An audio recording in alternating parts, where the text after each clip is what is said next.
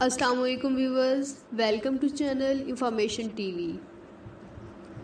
ہماری مسجد کا امام چور ہے۔ افریقہ کے ایک ملک میں ایک شخص حافظ قرآن و عالم شریعت کسی مسجد میں امام جماعت مقرر ہوا۔ لوگ اس عالم کا بہت احترام کرتے تھے اور ہر شخص چاہتا تھا کہ اس عالم کو اپنے گھر دعوت میں بلائے، خصوصاً رمضان المبارک میں۔ اسی سبب ایک مقتدی نے رمضان المبارک میں ان کو افطار میں اپنے گھر بلایا۔ عالم جی نے دعوت قبول کی اور افطار کے وقت اس مقتدی کے گھر پہنچے اور وہاں ان کا بہت شاندار استقبال کیا گیا۔ افطار کے بعد عالم دین نے میزبان کے حق میں دعا کی اور واپس چلے گئے۔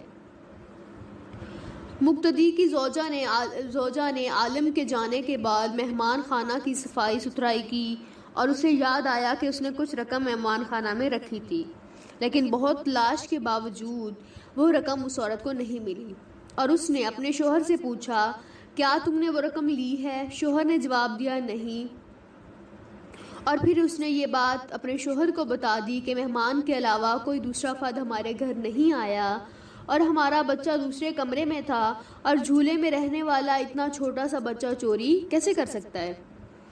بالآخر دونوں اس نتیجے پہ پہنچے کہ رقم مہمان نے چوری کی ہے، اور یہ سوچتے ہوئے میزبان کے غم و غصہ کی انتہا نہ رہی کہ ایسے کیسے ہو سکتا ہے کہ ہم نے اتنے عزت و احترام کے ساتھ اپنے گھر بلایا اور انہوں نے یہ غلط کام کیا۔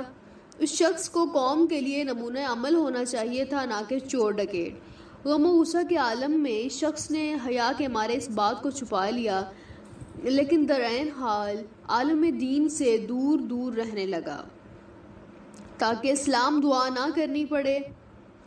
اسی طرح سال گزر گیا اور پھر رمضان المبارک آ گیا، اور لوگ پھر اسی خاص محبت اور جوش و خروش کے ساتھ عالم دین کو اپنے گھروں میں افطار کے لیے بلانے لگے۔ اس شخص نے اپنی زوجہ سے کہا کہ کیا ہمیں انہیں بلانا چاہیے؟ مولانا صاحب کو گھر بلائیں یا نہیں؟ زوجہ نے کہا کہ بلانا چاہیے، کیونکہ ممکن ہے کہ مجبوری کے عالم میں انہوں نے وہ رقم اٹھائی ہو۔ ہم انہیں معاف کر دیتے ہیں تاکہ اللہ کریم بھی ہمارے گناہ معاف کر دے۔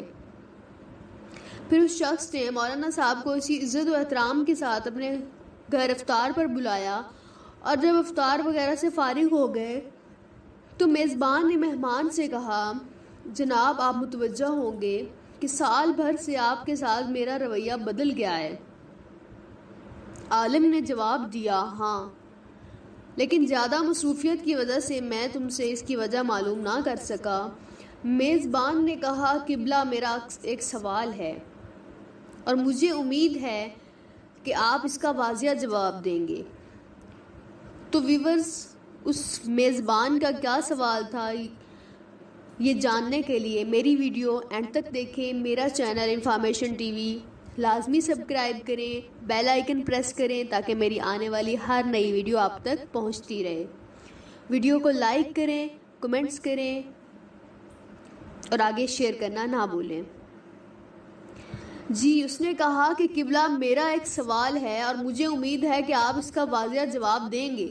پچھلے سال رمضان المبارک میں میری زوجہ نے مہمان خانہ میں کچھ رقم رکھی تھی اور پھر وہ رقم اٹھانا بھول گئی، اور آپ کے جانے کے بعد ڈھونڈنے کے باوجود وہ رقم ہمیں نہیں ملی۔ کیا رقم آپ نے لی تھی؟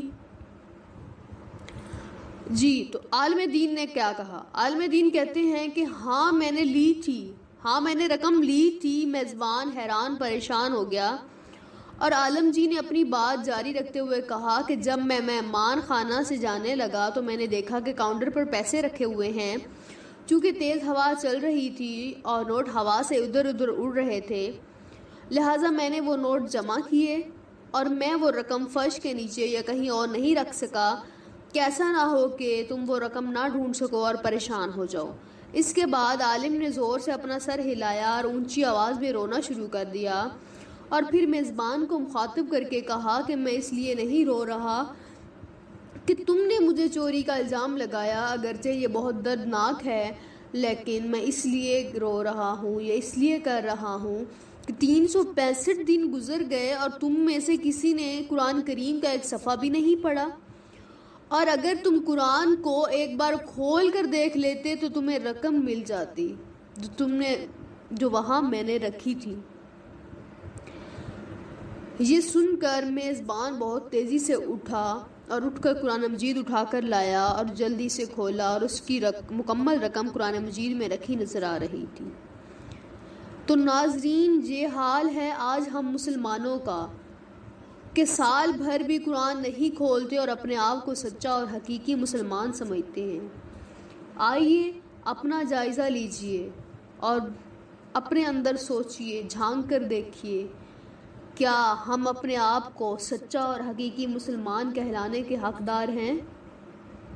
والسلام۔